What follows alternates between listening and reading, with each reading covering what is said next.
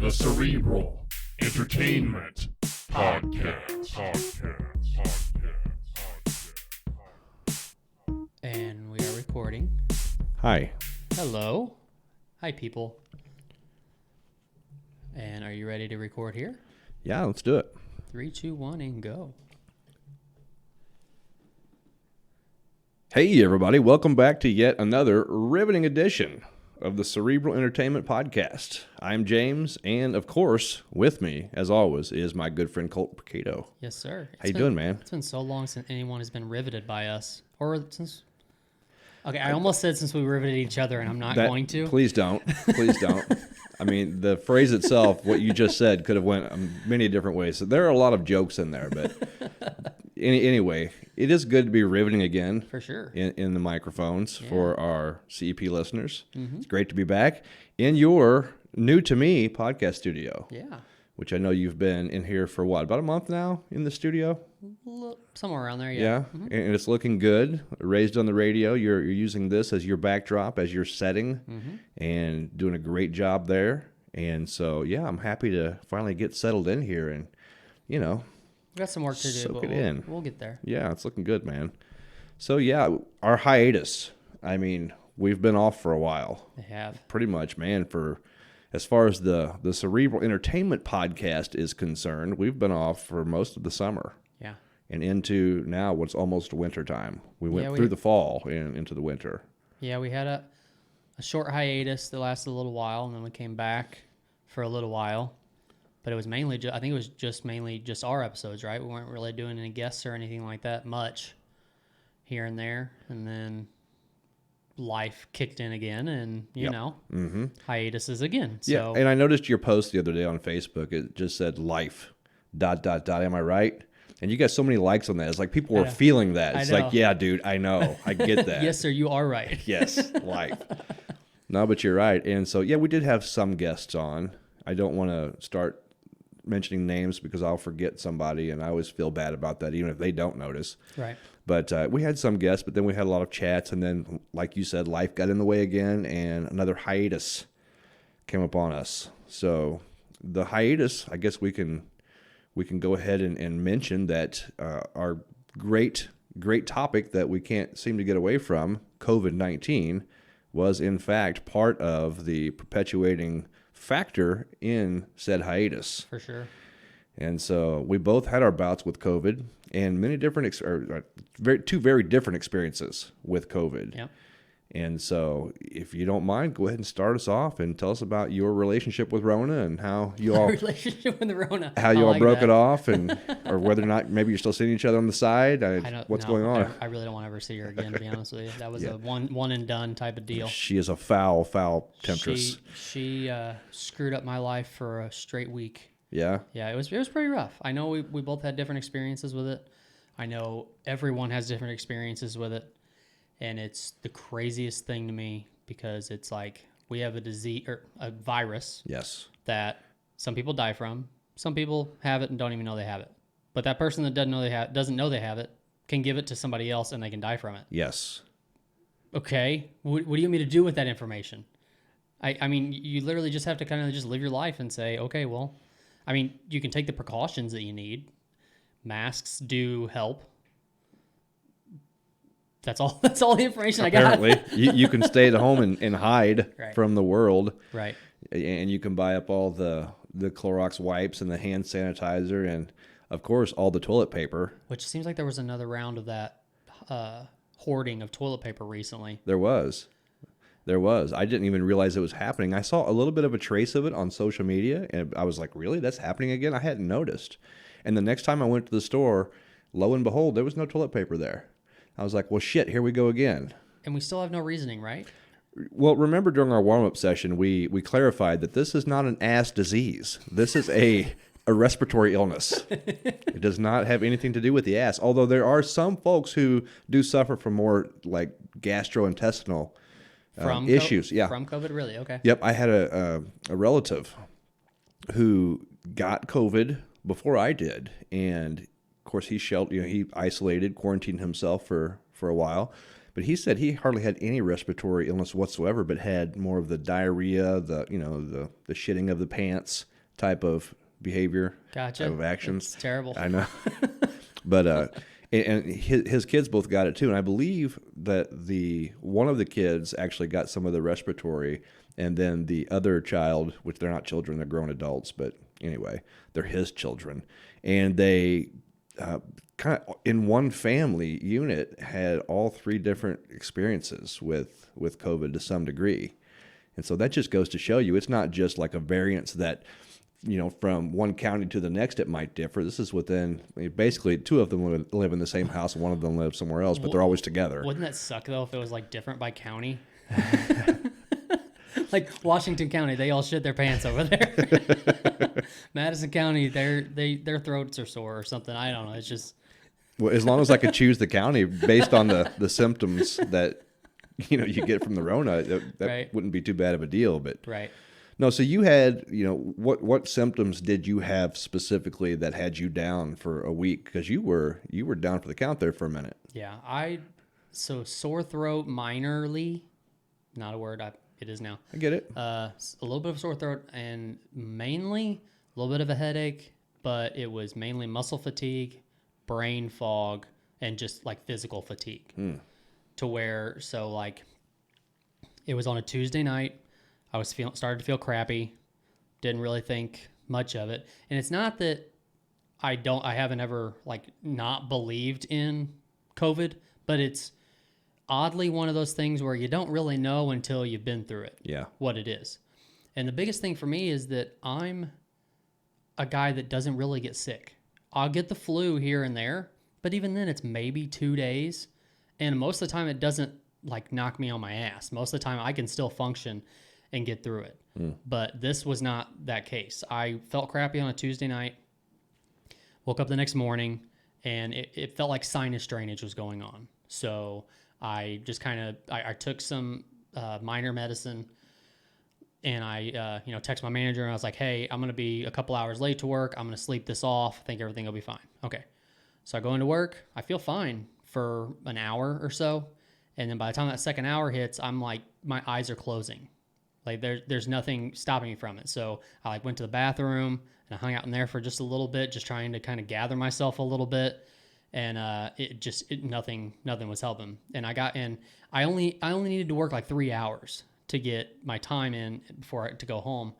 And about an hour and a half in, I'm just like, there's no way I'm making it. I just physically can't, which was really mind boggling to me because I don't ever have a situation where I can't physically or mentally get myself through something before, you know what I mean? Mm-hmm. It's rare. Yeah. But, at that point I went to my manager. I was like, hey, I'm not, there ain't no way I'm making it through the rest of this day. And she's like, you are 10 shades of gray. She's like, you probably need to go get tested. Like, yeah, I was hoping you wouldn't say that, but I know I need to. So went directly over, got tested, which is a whole nother story. I mean, not really a story, just it seems like everybody has a different story about getting swabbed. Like some people do the rapid test, some people do the drive-through and all these kinds of things. And mine was it wasn't a bad experience, but it felt like when you jump into a pool and all that water rushes into your nose, it kind of burns a little bit. Mm-hmm. But that's what it felt like to me, except for it was a long time because she held it in my nose for like 10 seconds and then twisted around for like 10 seconds. But so I got through that. They came home and they basically told me it was going to be probably a day and a half, 2 days before I'd get results. That's fine, no big deal. So I'm quarantining, of course. My wife is quarantining, and my parents are living with me at the time as well. They're just kind of quarantined back to a back bedroom, and I'm just in my bedroom by myself, which was great, but a bad idea too because my bedroom has no windows in it because it's an earth home and it's in the back part of the house. So it's just like a concrete wall in the back and then, dark. So even if I wasn't sick, if I would have stayed in there for 6 days, I would have lost days. I wouldn't have known when it was daylight and when it was night. I just out of it. So that was probably a bad idea in general, but I legit I've never in my life lost days worth of time. And that was the first time that it's ever happened, like where I literally did not know what day it was for a couple of days. Mm-hmm. And you know how it's the American dream. You have your Saturday and Sunday off, right? Like it's part of, like you work Monday through Friday, and then you have your weekends off. Of course. I didn't even know if it was Saturday. That's weird to me. I'm normally always know what day Saturday and Sunday is, you know? Yes. So yeah, it had me, brain fog was really bad, muscle fatigued where I was rolling around all night long, couldn't really sleep, or daytime long, I don't know, whatever it was. And yeah, so it was not the best time I've ever had. I don't know about you, but the isolation part of the whole quarantining it's brutal. Yeah. It's brutal. You know, I like my alone time too. You know, I like having that time set away where I can get away from people and just kind of get in touch with my thoughts or whatever. Mm-hmm. Quarantining was a different story, man. For me, it was a dark time. And there were things going on in my life otherwise too. I had a lot of breakdowns in the structure of my everyday life and of, you know, relationship issues, or you name it. It was all hitting me kind of at once. And then COVID. A little bit of icing on the cake there. It's just like, bam, now go sit in a room for 2 weeks and think about what you've done. You know, go think about all the shit that you just stirred and everything that's happening. Do you subconsciously think that maybe it was a punishment somehow? Dude, it wasn't even subconscious. I was like, okay, I get it. I messed up. Okay, I'm sorry. It was like a loud apology to, you know, it was just like, no, it was a lot of things happening at once. And as far as the testing goes, though, I'm used to being tested, you know. Yeah, true. Working in my industry in long-term care, we get tested twice per week anyway if the county numbers are up, and they have been for some time. Otherwise, we're still getting tested once per week regardless, you know, just because Rona, right? And so that's just matter of fact for us in the industry. I would not have even known, and so I was used to it. I'm used to getting that thing poked up there and twisted around your eye, watered a little bit. I didn't have it as bad as other reports that I've heard. People they get a little bit of a nosebleed and it stuffs up their nose for like a day and a half. I didn't have that problem. Right. But didn't even know that I had Rona. I mean, there was nothing going on, and I'm sitting in the office with the boss, and she tells me, it's like, hey, you got to go. It's like, oh crap. It's like, you're kidding me. It was the last thing on my mind with everything else going on in life. I thought maybe I'd get Rona like back in March, April when everything first started hitting. The toilet paper was flying off the shelves. You know, you couldn't find anything. And the basic, I guess the fear of the pandemic just kind of darkened our society for a while. It was just a weird time. Well, lo and behold, later, this was in October, right before Halloween, I tested positive, had to go home. And the only symptoms that I had, other than crippling anxiety at some points in time, which was also compounded by everything else that was going on in my life, and then I had to stay in this room for the better part of 2 weeks. So the anxiety was there, though, because at one point in time, it just hit me. I have COVID. And so I started thinking, man, what if I can't breathe? Mm-hmm. What if it starts to make my respiratory system shut down? It sent me into a panic attack, and that's not something that I do. I don't have those. Right. I've had a couple in my life, and that was one of them, and the walls were literally closing in. I had a really rough time with that. Otherwise, I lost my taste and smell for 3 days, which was tough. It's tougher than like what I would have ever imagined, because I didn't lose my appetite. I was bored, so I was eating constantly anyway, snacking, but I couldn't taste or smell anything. It's everything I was eating was just like I might have been eating paper. Did you test that at all? Like, did you try coffee and things like that, things that are really bitter normally, and you just couldn't taste it at all? There was nothing. That's so weird. And there was no congestion. Like sometimes when you get sick, your nose is stuffed up, and so when your smell is affected, your taste tends to diminish as well. This wasn't that. I could breathe just fine because I was all constantly testing myself because of the anxiety. I would taking a deep breath. Okay, I still have the capacity that I had before. Right. And so, but I could breathe just fine, but there was nothing.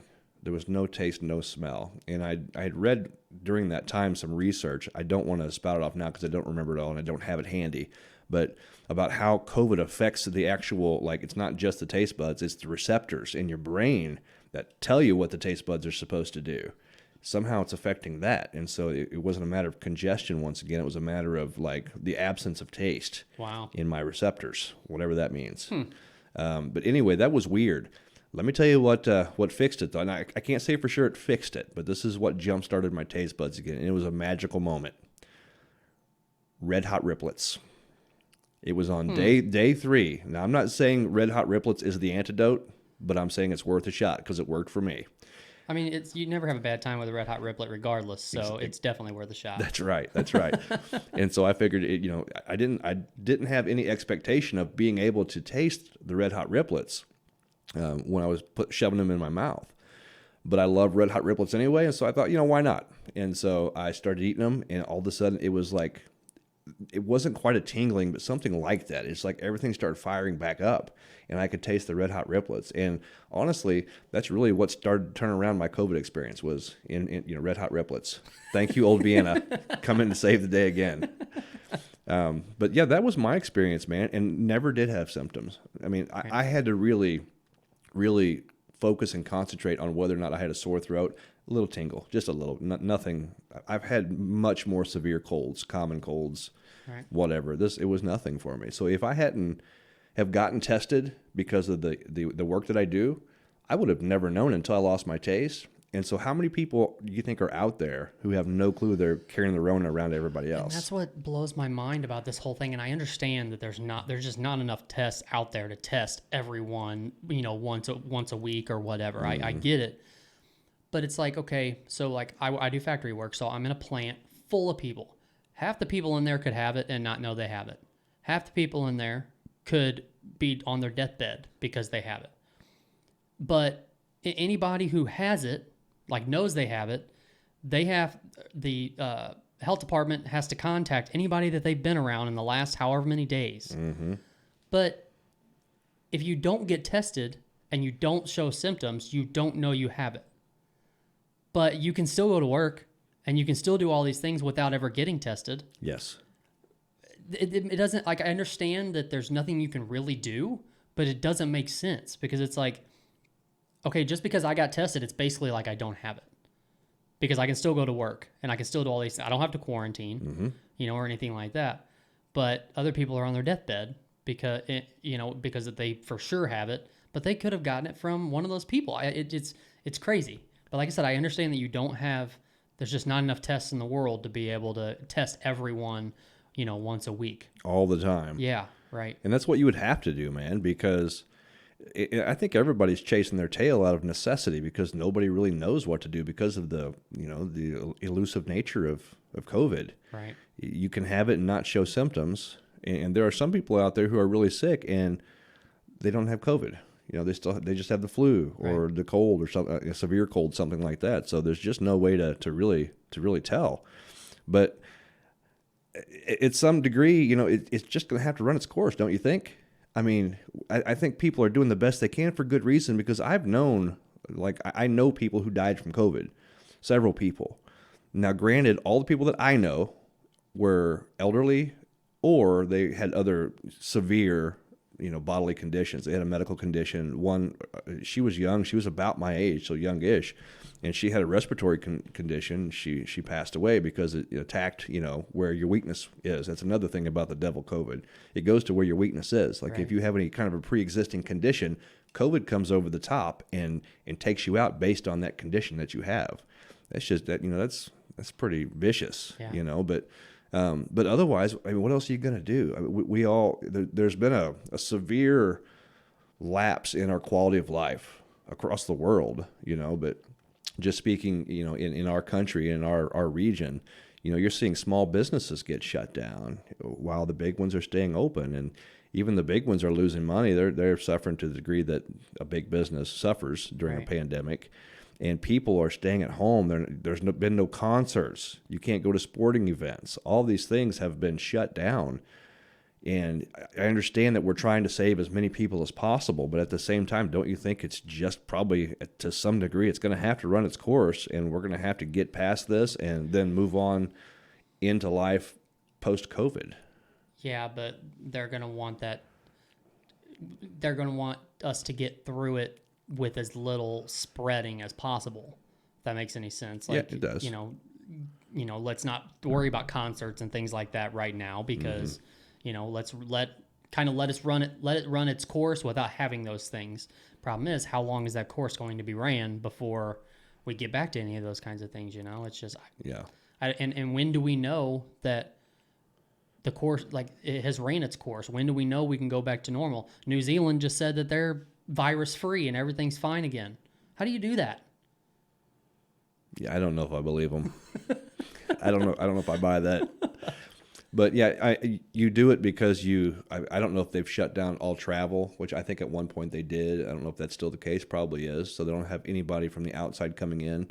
You know, America, we've got people coming in and out all the time, Right. like from different countries. That's why, you know, back in the long ago, I think with the Spanish flu, which was in the early 1900s, it would still spread across a lot of the world, and we didn't have planes carrying people from China to America every single day, or from Europe to America, or from Europe to China. Right. And so things just spread nowadays like crazy in a matter of days. I remember when it first hit China, it was in late 2019, and we thought, oh crap, hopefully it doesn't get to America. Well, a month later, bam, places were shutting down. And on the concept of not wanting to spread it, that's exactly the point, because even from the beginning, the experts said that there was no stopping it. They were just trying to keep the hospital systems from being overwhelmed.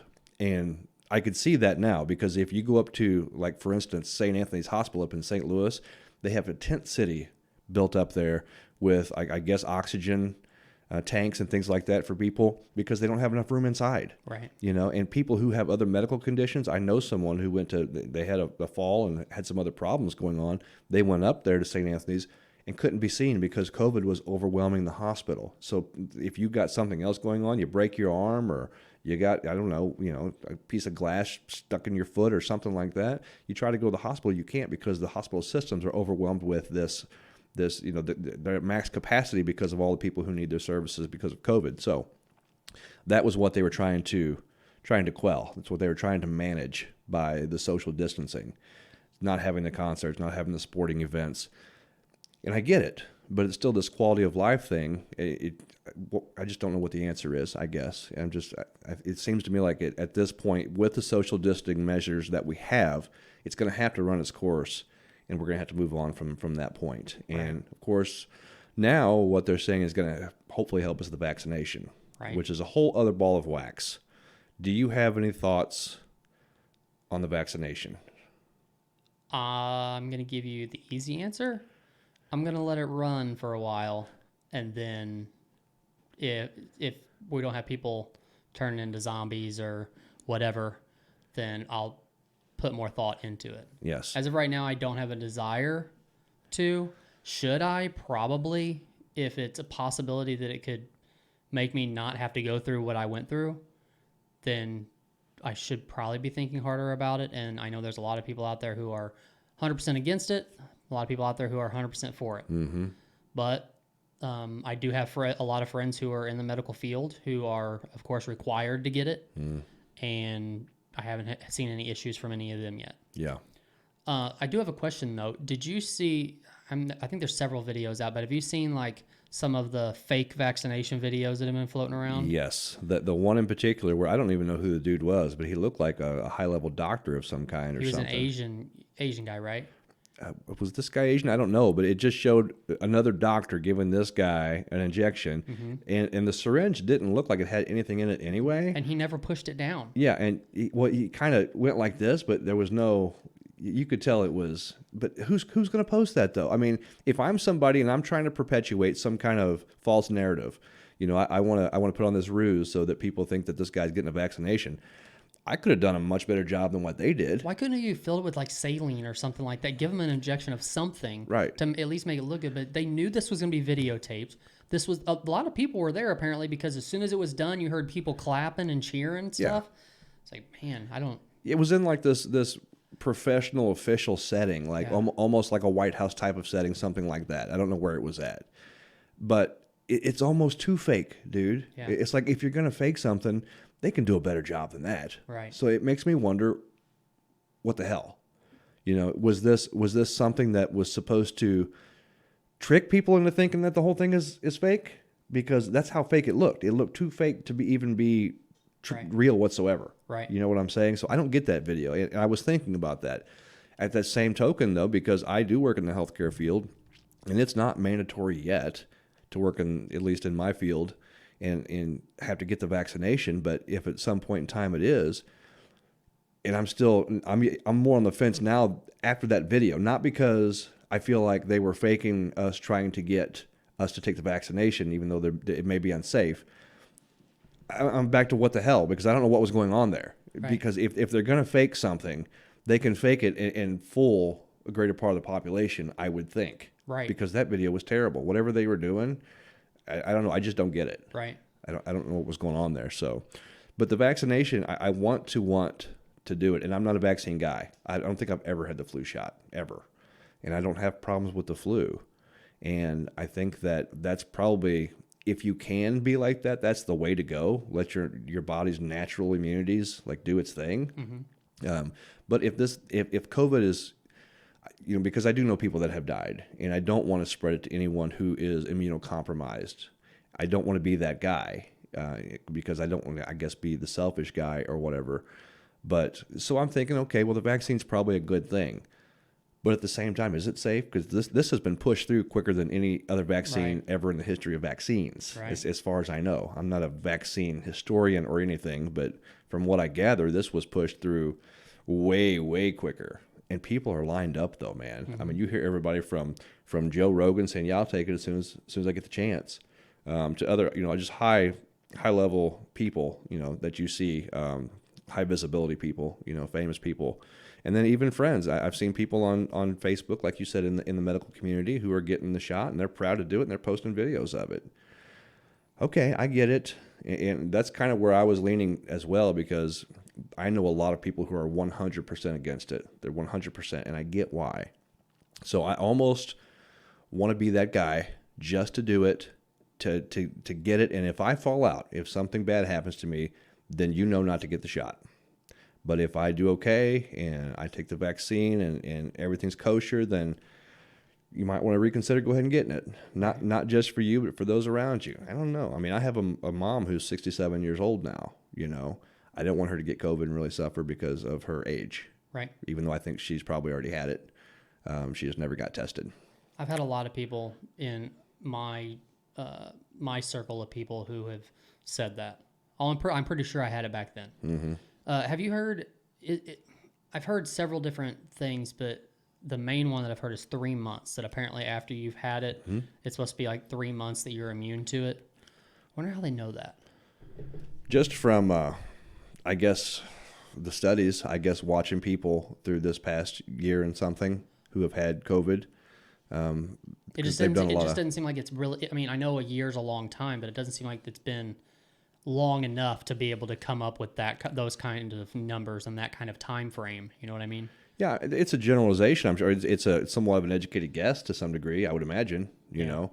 But like I said, we get tested in my industry weekly, and since I had COVID, I don't have to get tested for 90 days. And so I keep telling people who don't like the test, well, just get COVID. You don't have to worry about it for 3 months and take your chances. Yeah. It's a joke, but I did see what's the vaccination called? Is it Moderna? Moderna is that's a company. Okay. Yeah, I believe it's Pfizer and Moderna. I believe it's the two, because Pfizer's a drug company. Yeah. I believe Moderna's a drug company from somewhere in Europe, I believe. Okay. Don't quote me on that. Don't quote me on anything when it comes to this stuff, but I'm pretty sure that was a collaboration. It's Pfizer something, and Moderna might be that, because there's two different companies coming out with vaccines now. Oh, okay. And so I don't remember all the names, but yeah, I know Pfizer's one, Moderna's one. I'm not sure if they're together or separate, but Pfizer's definitely partnered with somebody on one vaccine, then the other guy has the other one. But do we have a name of the vaccine itself? Oh, I don't know. I think it's just COVID vaccine. Okay. I don't know if it. The reason why I asked is I seen a meme on Facebook the other day that said whatever the name of it is, and then it was on a picture of Pfizer, and it said, "Because you trust us with your penis." Because they make Viagra. Yeah. I thought that was pretty funny. Okay. I mean, I could see the logic there. Yeah. Because not that I take the Viagra, but it's. Yeah. I mean, I get it's funny. I get it. However, it feels like ED drugs probably took a lot longer to get pushed through, than what this seems like it took a couple months. So it seems like a couple months. It was definitely longer than that. But, yeah, it was. I mean, they've been on it since about March trying to get the vaccine. Like really, that's when the wheels started really turning. And they calculated that it was going to be done by the end of this year, and they hit that projection. Yeah. Now, is that a good thing or a bad thing? Only time will tell. Yeah, Moderna is, I guess, the other company who's making the vaccine, and then Pfizer is in cahoots with. I'm not saying who their partner is. I know they had a partner. It might be this Pfizer BioNTech, BION, letter N, Tech, COVID vaccine. So yeah, I guess it's Pfizer, BioNTech, and then Moderna also has a second. Yeah, they become the second to get U.S. authorization for the COVID virus. Gotcha. I don't see a name for the virus or the vaccine itself, but it needs one. Yeah. It needs one. I agree. We'll have to think on that and kind of come up with a good, because you've got Rona. I think that's the perfect name for the virus. Yeah. Now we just need Rona's counterpart name. So any of you out there, if you could think of a good name for the vaccine, shoot it to us and we'll make it happen. That's the kind of pull we've got. Somehow, yeah. Yeah. So yeah, just waiting for life to get back in order. And one of the things that I know that you, as well as myself, one of the things that Rona, amongst many other things, but the one thing it did throw off is getting into the gym. You know, packing into the gym with other people who may or may not have the virus, and just different things like that. I mean, that's if the vaccine works to get us back on track, it's really, man, it's hard to know. Like, how unsafe is this thing? I know that they are saying, and I'll get back to the gym in a second, but they are saying that there's a 3-day window, and it's during or after your second shot. So the vaccine comes in 2 different injections. You get one, 3 weeks later, you get the second one.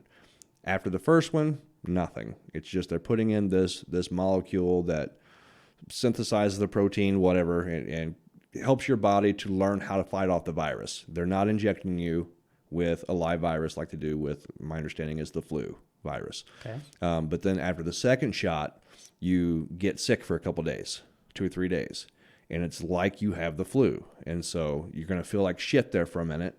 But then after that, that's when your body adjusts. It learns how to fight that particular virus, and then you move on with your life. Right. If that is the case, the best case scenario, right? If that is the case, and we can get society back on track, and I can go to a concert again, go see a Cardinals game, and go to the gym guilt-free, and go when they're during peak times. We don't have to worry about too many people being in there. That's pretty compelling. It's pretty compelling. And also, of course, the main thing is if it saves lives. Like I said, I've lost some people close to me who, they got COVID and they were older, and the man already had pneumonia, but then COVID took its course and bam, it attacked that weakness and he was gone. His wife died the next day. Oh, man. They went together, which is kind of sweet because they were old, but we lost 2 very good people. And so, man, if the vaccine, first and foremost, can save lives, and you got to look at that indirectly, too. It's not just saving the lives from people who might contract COVID, but all those people who aren't getting into the hospital because there's no room.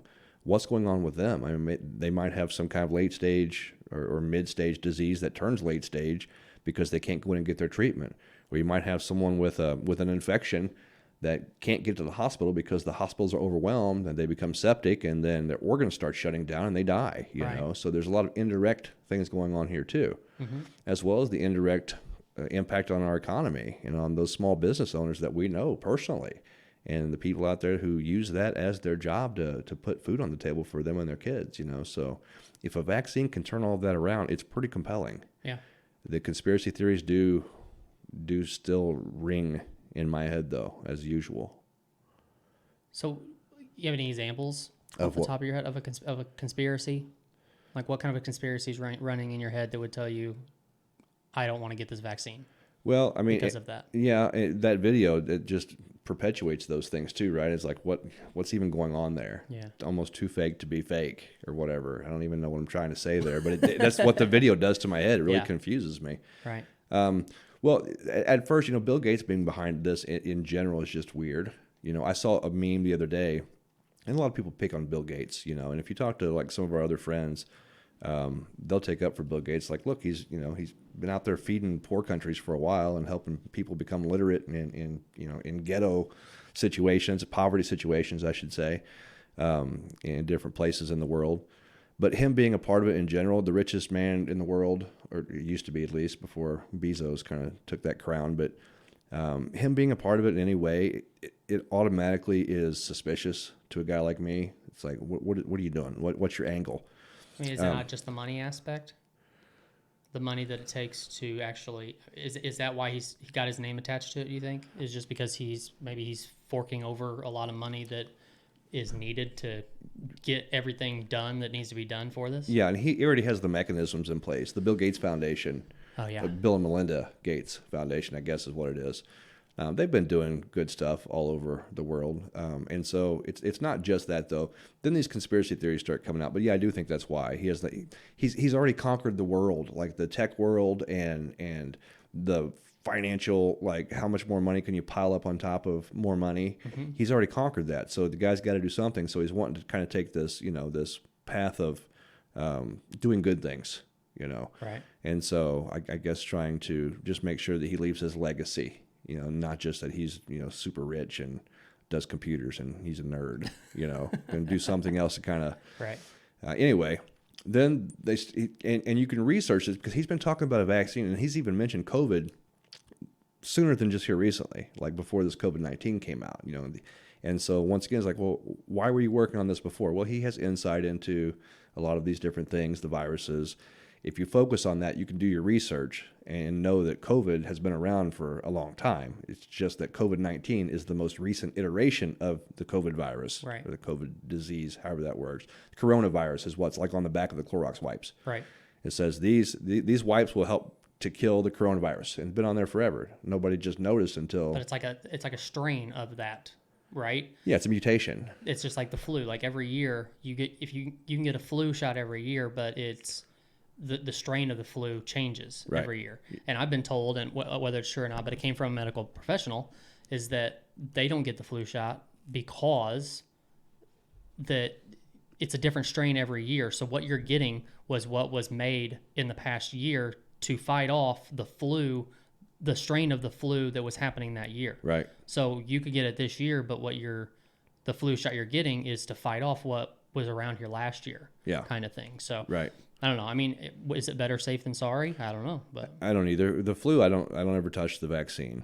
I just never have. I'm just not that guy usually, but anyway, the conspiracy started coming out with Bill Gates about microchips, putting microchips into the vaccine to show whether or not you've in fact gotten the vaccine. It's a way to track. And microchip conspiracy theories have been around for a while, and Bill Gates is a computer dude, right. and he's master of the universe, so this thing started to take shape. But he's talked about things like digital signatures. And so what they want to do is they want to give you a digital card like they're doing with all the state IDs now and everything. It's like it has a tracking device, at least it's capable of, and they want everybody to have these. And there's a lot of talk surrounding, I could go down a rabbit hole here, I'm not going to, but there's a lot of talk about how we're going to be tracked in the future and whether or not this vaccine is being used to perpetuate that control over the human population by those who claim to be and in essence are masters of the universe because of their money and power right. in our culture, in our society. So those kinds of things, the conspiracies have been on my mind. And then I think what's just the most realistic conspiracy is just like we were talking about, the way that it was pushed through so quickly, yeah. Whether or not it's safe, whether or not they're just using the population as guinea pigs, and so they could always write it off to say that, well, these people, because they're giving it to healthcare personnel and long-term care residents first, right? So I'm already seeing the consent forms. I've already looked at them. I've already studied what's on them. We're preparing them for long-term residents right now as we speak. Those things are being piled up and sent to the appropriate parties for signatures.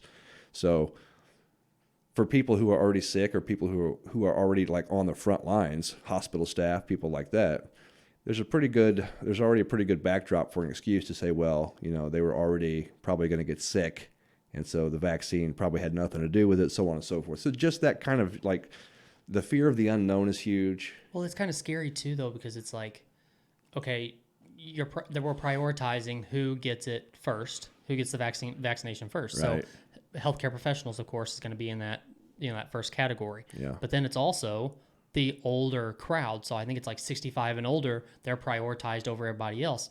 They're going to get the first rounds of something that everybody's nervous about. And before you really get to see how it's affecting people, Right. we're going to give it to the people who are most susceptible to getting COVID or are most susceptible to it affecting them a lot worse than anyone else. And they're going to be the first people to get it. That's The guinea pigs. That's scary, man. I know, right? Yeah. Just think if you were one of those folks. Yeah. And long-term care residents being first in line, I mean, that's I don't know. So I guess what we could, if you want to put a silver lining to that, the rest of society is going to be able to see, you're going to be able to tell. Because if you've got, the reason why long-term care residents are getting it first is because they're the most susceptible. Yeah. And it's true. There's no conspiracy to that, because in nursing homes across the country, when Rona gets in the building, it devastates that building. I mean, it devastates them. It's hard. People die. People get sick. They're not able to see their families, have visitors. Even in hospitals, when they go into a hospital, you can't have family members coming in. And I think when someone is actively passing, they might let you in one at a time. But most of the time, you can't get in to see your dying relative, whether it's your mom or dad or whomever, right? And so it's a bad deal. It is a devastating disease that's happening. But at the same time, the vaccine just kind of compounds the fear that everybody has. So we've got this deadly thing that's ravaging our society. But here's this vaccine that nobody knows shit about. Right. We don't know anything about this. And I'm kind of scared to take it. I'm not sure if I'm willing to do that. Right. Kind of puts you in between a rock and a hard place. Right. And so, but to be honest with you, I know enough people that are standing in line, proverbially. There's no actual line yet. Just want to make that clear. But they are standing in line waiting to get this vaccine because they want it. They're ready for it. And a big motivating factor for that is that they want to get back out. They want to stop this quarantine. They want, things to go back to the way they were. Right. Or at least to some semblance of normalcy, like there used to be if things were ever normal, but you know what I mean. Yeah. So there are enough people who are going to voluntarily step up to the plate and get that vaccine that I don't think anybody who has any kind of hesitation about getting it, you don't really need to worry about it, because there are enough people who are willing to be that guinea pig. Still scary. Yeah. And the other big conspiracy before we move on is just basically that, like when you go to school, I'm pretty sure it's still this way. If you're going to use the public school system, which is not a constitutional right, it's a privilege. It's kind of it's a socialized privilege that we have public school systems for anybody who thinks they don't have any kind of liberal tendencies, right? Because we all put in money into this pot through our tax dollars, and we have this public school that we can send our kids to. But I know when I was a kid, I couldn't go to school until I had my vaccinations. Right. For what was it? I don't know, the measles and the smallpox or whatever they were. Didn't you have to get like a tetanus booster shot and stuff like that too? Yeah, all that good stuff. How do you get tetanus? You always say like to get tetanus you have to like get stuck by a rusty nail or something like that. Is that true? Is that it? That's what I was always told. But you're required to get a TB booster just in case? Yeah, I don't know. I'm confused. Yeah, I don't know. Maybe I don't know how tetanus works. That could be the reason. I could speculate because things are coming to my mind, but it's all just speculation. So I don't have any idea really. Okay. But I know I had to get those shots before I could go to school. Now, were they going to come to my door, knock down my door, and force me to take shots and start slinging syringes at me like Chinese throwing stars and force me to take the shot? No, they weren't going to do that. But if I was going to use the public school system, my parents had to go take me to get those shots. So there is some speculation as to how they're going to try to pigeonhole society, all the naysayers to the vaccination, and this isn't even really, in my mind, an anti-vaxxer type of thing. Anti-vaxxers are those, those Karen type of people who homeschool their kids and they just, it's a thing. This is different because this has some real questions to it, like, because nobody knows anything about it. There hasn't been time for anybody to know anything about it, and so I think it's a different thing. But it is a thing all in of itself. But the question remains: how are they gonna pigeonhole us? Are they gonna let you not go to school if your kids don't have vaccinations? Can you work in healthcare if you don't take the vaccination? At some point in time, if you don't have that digital signature card that they're talking about, can you even go to the store? Do you have to have that card to even get in? And then you start getting into some of the mark of the beast stuff there. You start getting into some real heavy topics. Yeah. And if you want to go down that conspiracy hole, the door's wide open for those. And yeah, it's probably still just conspiracy. It's probably just another brick in the wall of the big, storyline that a lot of people like to, put in our day and time as far as the end times, things like that. But I don't know. If you're looking through that lens, it's pretty hectic out there, man. Just control in general, pretty much, right? Mm-hmm. Yeah. Control. And the way to control is you've got to be able to manage you got to be able to manage the population somehow. And we never had the realization before in our past of how to really control a population. Like if the government wanted to right now, of course, we have these tracking devices right here, everywhere we go. Mm-hmm. There was no other way before, like in the 70s and 80s, even in the 90s, because I grew up hearing about the mark of the beast and about the tribulation period and the way that the government's going to start taking control over people. And if you don't take the mark, then you can't buy, sell, or trade. That's how they're going to control society. Well, it was always such a big question because it's like, how? How could they possibly know where I'm at all times? Right. Well, guess what? Now they do. Now they don't have to because I don't have to have this phone. But if there's something like a vaccination where they're going to force people to take it or else you can't go buy, sell, or trade, then you're getting into something there that can lend itself to some pretty heavy, train of thought. Right. Yeah. And so that's the conspiracy theories that kind of are being perpetuated now. Even though a lot of people don't even have the same vantage point, if you will, the same perspective as me. They didn't have the same upbringing and the same philosophies that were instilled in me at a young age. But they just know that something's weird about this. It's like this is not right. It's just off. It's a little crazy. It's like this is a little controlling, and it seems like they're hiding something, right? Yeah. There's just this air of not even mystique, unless it's a malicious mystique, if you want to put it that way. It's just something that they're not telling us, and people are catching on to it, but we don't know what it is. Yeah. Don't you hate people who they know something and they give you hints, but they won't tell you what it is? Yes, I do. But you know what I just thought about? It just clicked in my head. Mm-hmm. There, who is really amped up about all this COVID stuff, though, right? The writers of Black Mirror. Oh, man. I can't wait for the next season of Black Mirror now. Dude. Is there any expected release of any more new episodes? I haven't seen anything or anything like that, but I have to imagine that this is just given fuel for all kinds of different scenarios. Like they could probably do like one season, a full season of shows that's just like all different ways that COVID affects, you know what I mean? Like the short term futuristic, I guess, isn't that what they consider themselves, like near futuristic? Mm-hmm. Yeah. Like this is like the perfect scenario for them to be able to write awesome shows. Absolutely. And scare the living piss out of everyone. Me included. Yes. Yeah. And the vaccination too. Like you can take that and run with it as well. Mm-hmm. It's like, what kind of little nano robots are they putting in us? And yeah.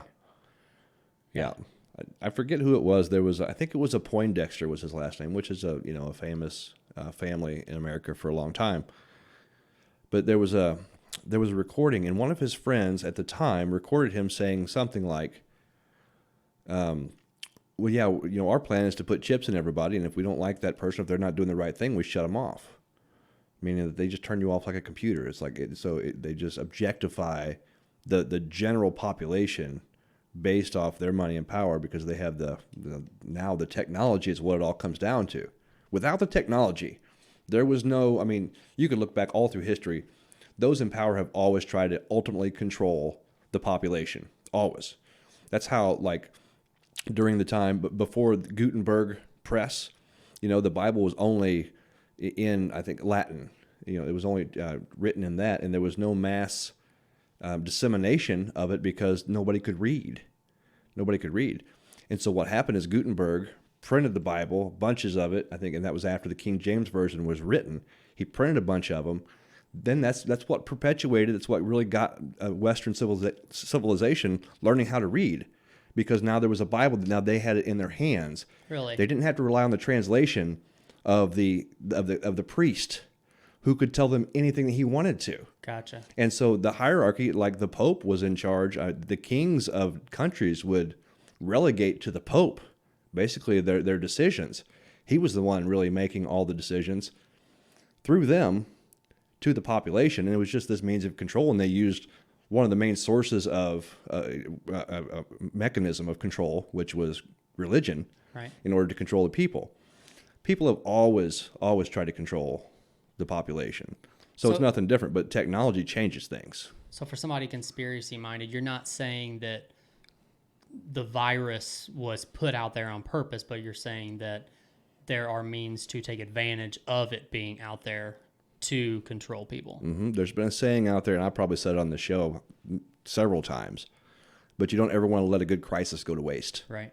And I want to say that was Hillary Clinton. It might have been somebody else. I like to blame stuff on her. I do. But she might have actually been the one who said it.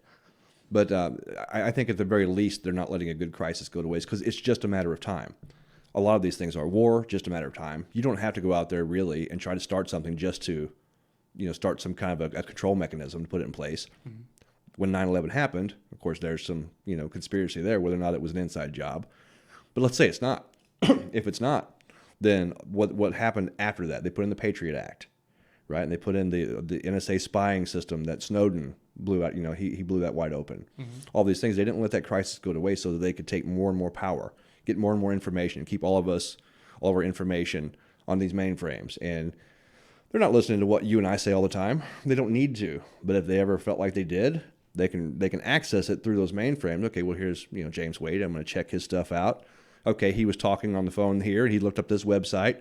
Yeah, we could probably connect him to something if they ever needed to. I mean, I doubt they'll ever need to because I'm nobody, but you know what I'm saying. They could. Now, the mainframes are in Area 51, right? Is that right? I don't think so. No? Oh, man. We would have known if they would have actually stormed it. I know. A bunch of pussies. That's a callback right there. No, I think that there's somewhere, where is it, Utah? They have like acres and acres of mainframes. And you've got to consider, I've got how many gigs in this little bitty thing right here. They've got acres of mainframes that just do nothing but store information. So crazy. Yeah, and so a lot of SD cards. Exactly. Everything that everybody's ever typed and said since cell phones, since smartphones and things like that, they've got it. And on the computer, all your keystrokes, your internet, usage, your whatever, it's all in there. So crazy. That's how they have the means to manage now. On the note of Bill Gates, one more thing. I saw a meme. I don't know how true it is, but I do know that there's been some talk about this before. It's not something new, but it showed an old picture of him, and it said something like he created viruses back then to create an antivirus software to fix it. Then it shows a picture of him now, and it says, I wonder what he's up to nowadays. Is there a conspiracy that it was put out there on purpose, Corona? Yes, that conspiracy is there, of course, that it was put out there in order for them to come back in and save the day, right? Is that true? I don't know. That's a pretty big one. Yeah. So I think if nothing else, it was probably negligence, because if anybody did create it, it seems like they're for certain that it came out of China. All right. The virus, that's where it originated. And so at first it was kind of like the bat soup scenario. It's like the wet market. Mm-hmm. And then it was, they have a lab out there in Wuhan where it was known that they were working with the coronavirus. And so did it originate from there and just accidentally get out? I don't know. But they're not going to let a good crisis go to waste. That's the main important point. Right. But it's also a strain of something that's already been a thing before. Mm-hmm. So it's kind of easy to ride off of that. I mean, and I'm not saying conspiracy. I'm just saying that nobody would know.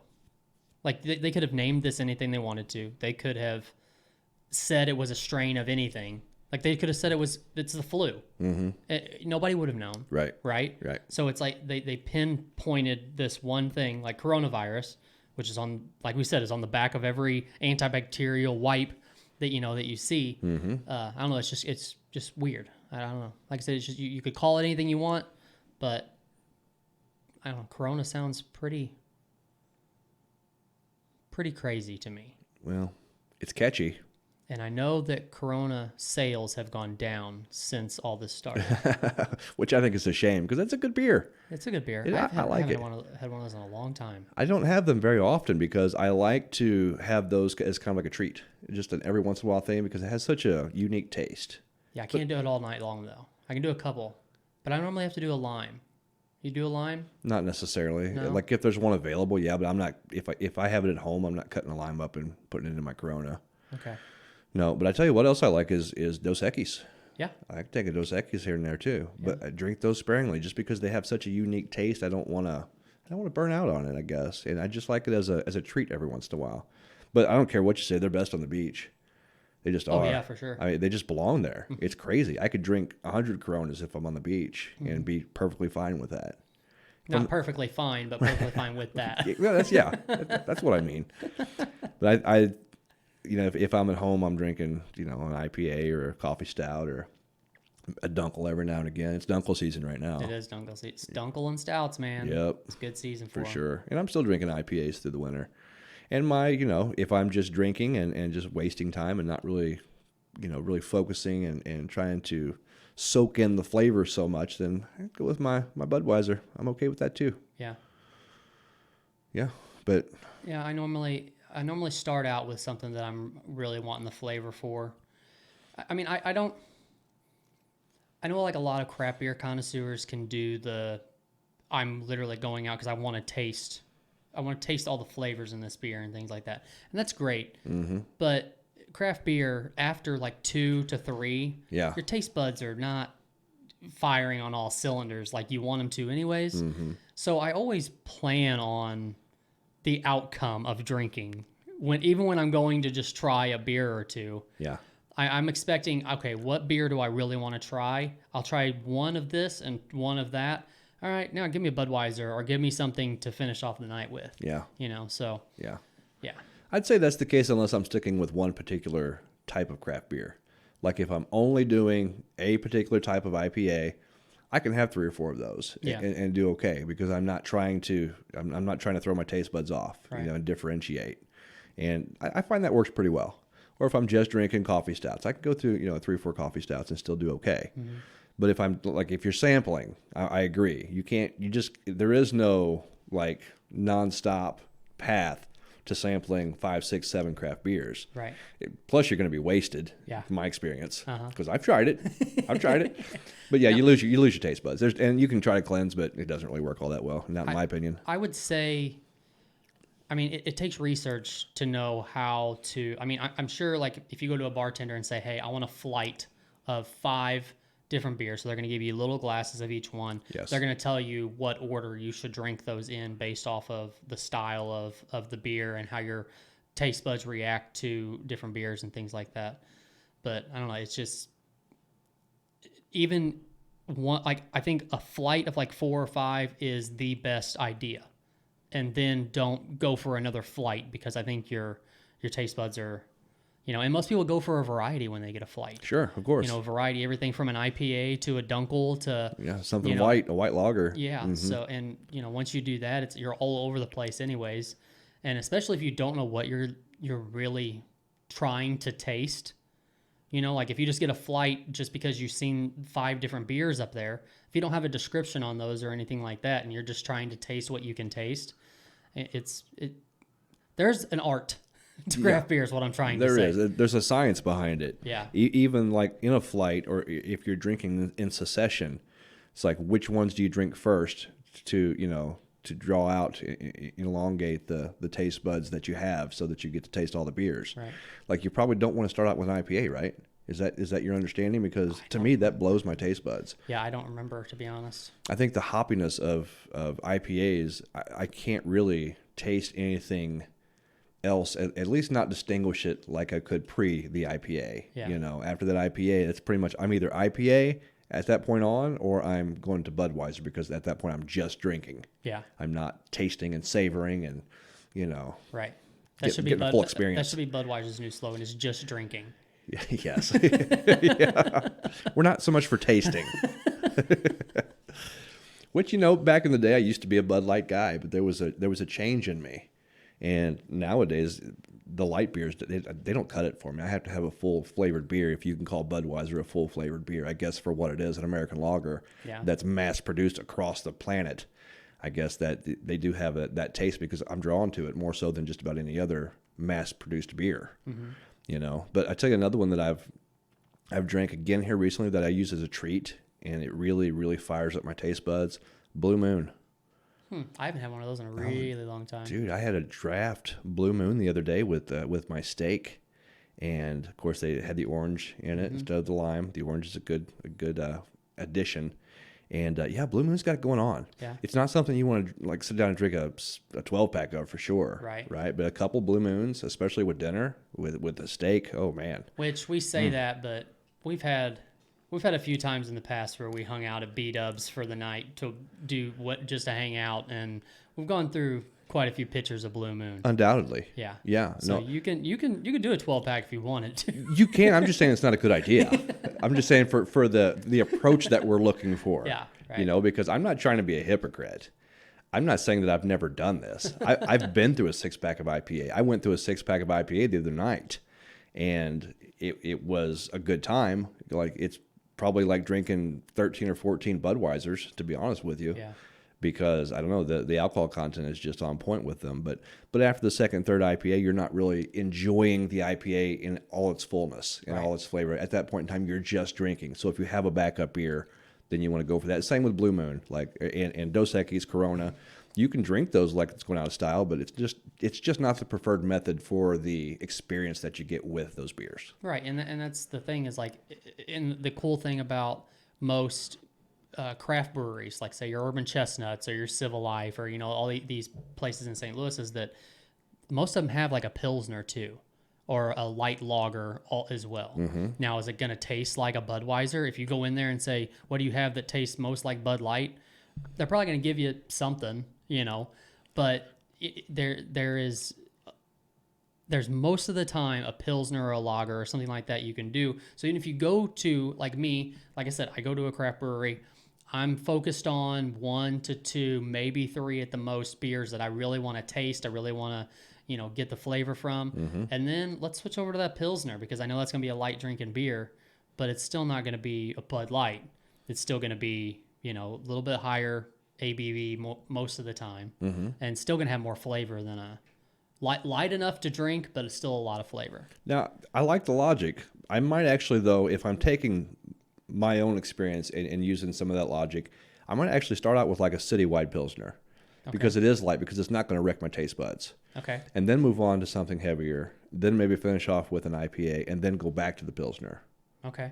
Because at that point in time, I'm no longer going to be able to taste the fullness of the beer, but the Pilsner it's just a good light enough beer to where it's not going to be like, it's not going to continue to wreck you. But what's the reason for the starting with a Pilsner?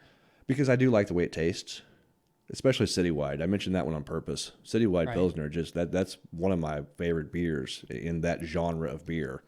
It's like, I don't know, it has a great little bite to it, but it's not like an overpowering IPA. It's just not like hitting you upside the head with hops and pine trees or fruit. It's just a good light style beer.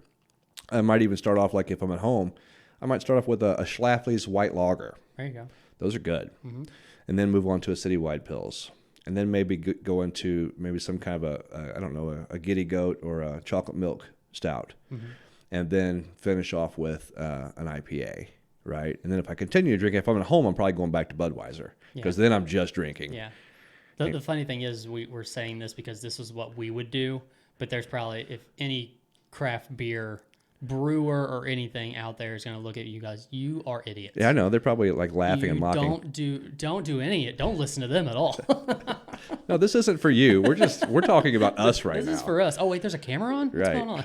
I mean, you can take it for, and I would love to hear some arguments. I'd love to see some social media posts, or just someone who gets a hold of us and says, look, you guys got it wrong. Try this, because I am always willing to be redirected. Absolutely. I don't know shit. I'm just, and I'm probably proving that right now. And so, my philosophy is, show me that I'm full of shit and help me to get on the right path, if you have, in fact, the right path to lead me down. And I'll be happy to see what's up when it comes to craft beer, at least. Right, yeah. So, at any rate. Has anybody thought that craft beer could possibly be the cure for Corona? Is it possible? I think if there's anything out there other than a direct vaccination into your veins, it would probably be craft beer. You think? And Red Hot Riplets for your taste buds. Okay. No, I don't know. It's worth it. It's like if you do both at the same time, you wash some Red Hot Riblets down with like a Giddy Goat Stout or something. There you go. Either that or you just instantly die. One of the two. I'd die happy, so that would be okay. But there was some reports and there were some questions like, does alcohol kill the coronavirus? And so from what I could gather, once again, I don't know shit, right? I get most of my information from the internet, which there you go, right? I'm probably way off track. But anyway, from what I saw, there is a kind of like a fine line because consuming an alcoholic beverage in moderation that's healthy for you long before COVID, right? That's, like a glass of red wine for dinner or a beer or two per day is supposed to be good for your system. The problem is when you overdo it. Yeah. Most people, they don't just drink to that extent. They drink more than that because that's the nature of the drug. So if you drink too much, your immunities are lower. They're to that degree a little more compromised than what they were before. But if you don't drink any alcohol, it would probably be a good idea if you did, because it's good for your system, and that alcohol helps to, I guess, eat up any kind of critters that aren't supposed to be inside your body. I don't know. Once again, not a scientist. Well, I think alcohol has to be like diluted to a certain percentage too to be able to kill. That might not have made sense. You have to have a certain amount of alcohol in, like even your isopropyl alcohol or whatever. Sure. It has to be a certain percentage of alcohol to actually kill. Yeah, not be the diluted. virus, right? Yeah, which you're probably not getting from drinking a beer. Probably not, unless you drink a lot of it. Maybe, It's but probably then going to put you in the hospital. Then it compromised your immunities. So yeah, it's probably just a bunch of alcoholics out there just wishing for the best. I was right there with them, and just giving an excuse to drink more. Yeah, I was like, come on, man. There's got to be some science behind this. Let's make drinking the cure for corona. I heard that 26 Budweisers kills the coronavirus. Yep. And to take up that challenge, I mean, you could say hold my beer, but actually let me hold my beer. Yeah. I'll double fist them. Yeah, get away from my beer. I got coronavirus to kill. Along with brain cells, but yeah, man, we're running up on time here, and I did want to mention that I am back in the gym after all this, to the degree that I can be. I'm trying to go during non-peak hours as much as possible. And so like 7, 8 o'clock at night, it's been pretty good. Although sometimes I end up going and I'm there with a fuller crowd. I just try to be careful. But, we could talk more about this on our next chat, but it's good to be back in the gym. For sure. After all this time, because the gym is not just, I just don't feel good because I could see my muscles popping again, which is happening, by the way. We kind of discussed that off air. When you take some time off and you start getting back in there, it's like your muscle is just like, hey, welcome back. And it's like, let me bust out and say hi to you. Yeah. And you're like, yeah, that's what's up.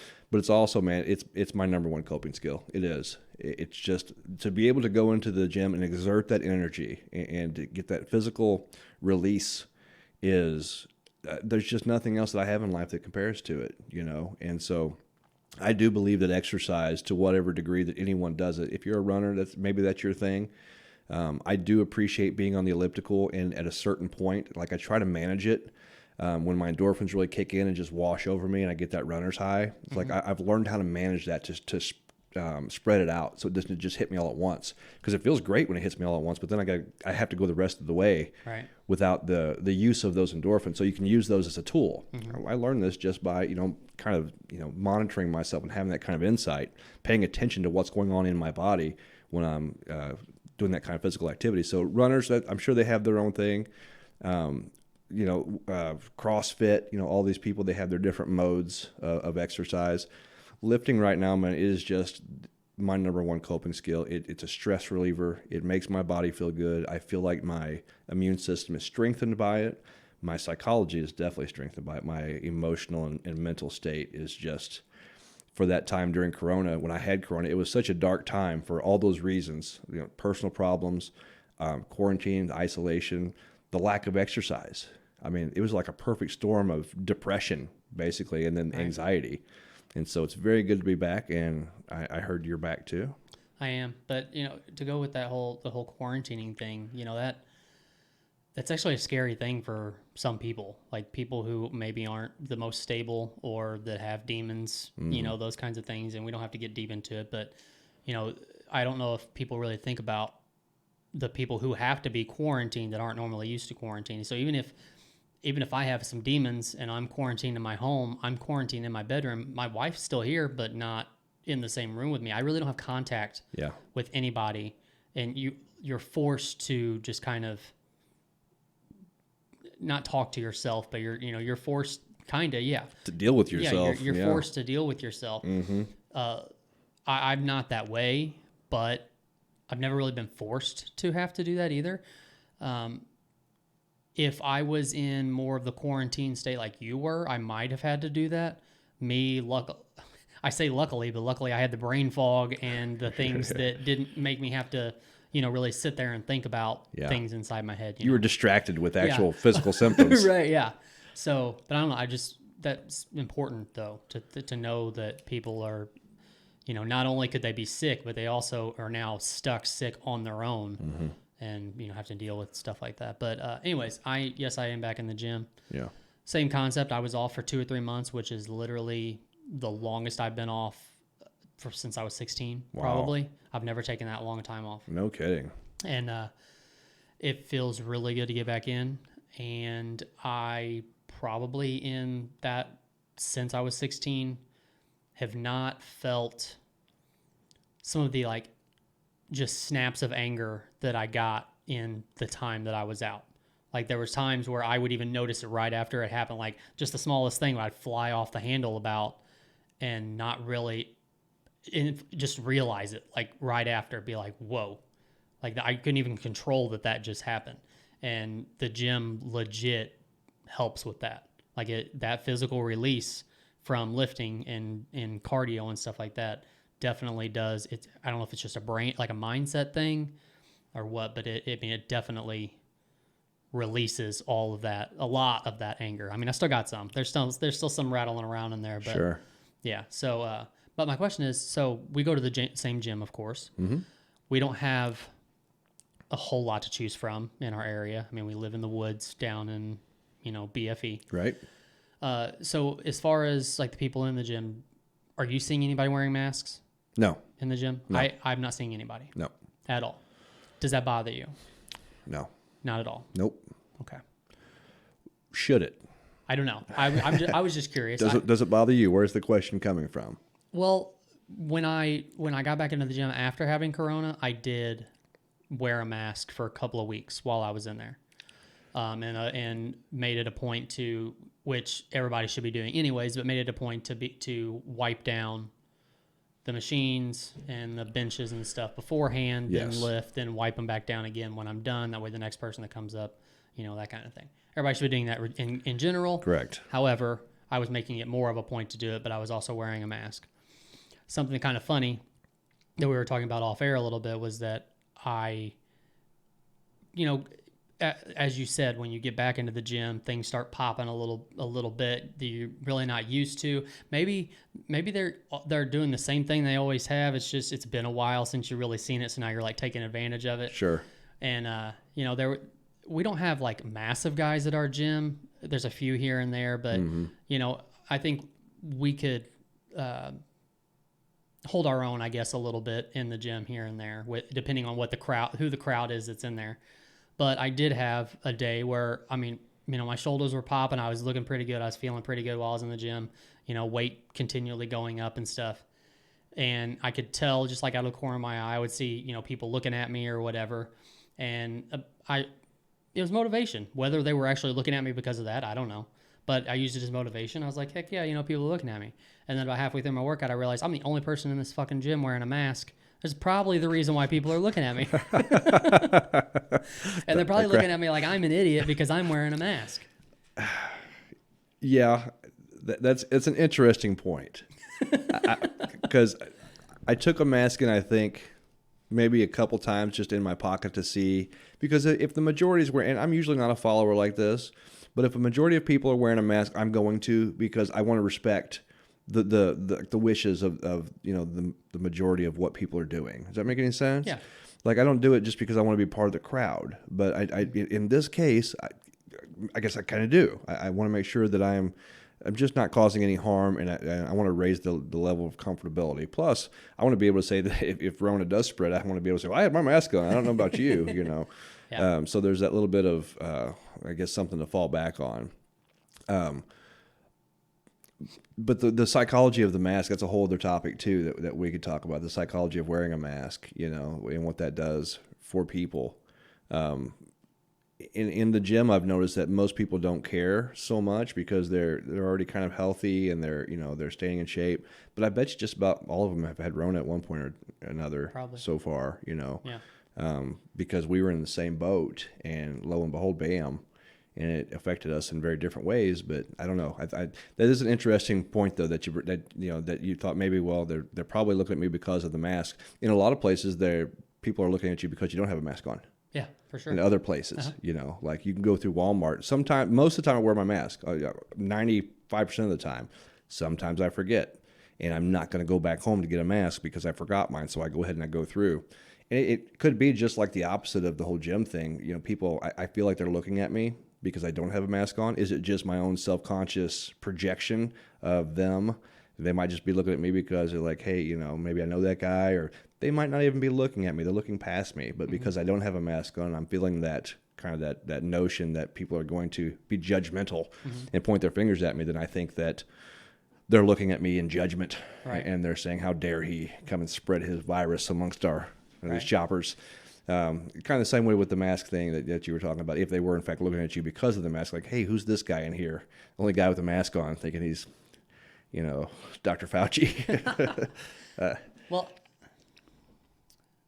yeah, I don't know. I like the idea. Like, I would like to have somebody on, maybe like a psychologist or something, to talk about the psychology of the mask. And the reason I say that is because I get some anxiety, like going into stores and stuff like that. And I think the reason is because I hate small talk. I hate the fact that we live in a small town that I could run into somebody that I went to school with that I have no desire to talk to. And almost without fail. Yeah, If you go to Walmart, yeah. it's a given. Right. But yeah, I have anxiety that that's going to happen. And there's something psychological about wearing a mask into Walmart now and a hat that makes me feel like there's less of a chance that that's going to happen. Nice. You know what I mean? Yes. I guess part of it could be like that they're not going to recognize me or who I am. But I feel like there's less conversations going on between people because people are wearing masks, and you're used to reading someone's lips. Like when I talk to people, especially from over 6 feet away, when I talk to people, there's a lot of and you know, like asking me questions about what I just asked, because people are, a lot of times when you talk to somebody, they may be looking at your lips instead of your eyes. Yeah. And not really paying attention to what they're saying unless they're linking what you're saying to the sounds that they're hearing as well. Yeah. Right? And I think it's the same way. Like I think if I'm in a store, there's less chance that somebody's going to try to talk to me because they're going to have the same kind of like not being able to understand what I'm saying or not wanting to go through that. You know what I mean? Right. So I don't know. I think that'd be an interesting topic. It is. It kind of reminds me, though, of our buddy Will Meyer out there in Oregon. He said a long time ago when the mask things first started that he was down with it. He's like, I wish we could have been wearing masks all this time. It's like it keeps me from having to see other people's faces and them to see me. I'm kind of incognito. It's kind of what you're saying there. It kind of mitigates the anxiety of having to talk to people because they don't. It's almost like too big of a hassle to communicate with your mask on. I'll tell you what, though, dude. I've had another game changer. When I go to Walmart, earbuds. I mean, and I crank up the music, dude, Yeah. and it's a game changer with my mask and with the earbuds. I don't even stop to notice if there is anybody around that I know anymore, because 9 times out of 10 there's gonna be. Like I've actively, and I hate to admit this, it sounds bad, but I've actively avoided people that I see in Walmart. I know them, and I go the other way because I'm not there for that. It's nothing personal. Shoot me a text, like give me a call. Let's meet up sometime. I don't want to talk to you right now in Walmart. I just don't, you know. And so that makes me feel like an asshole of a person, but it just is what it is.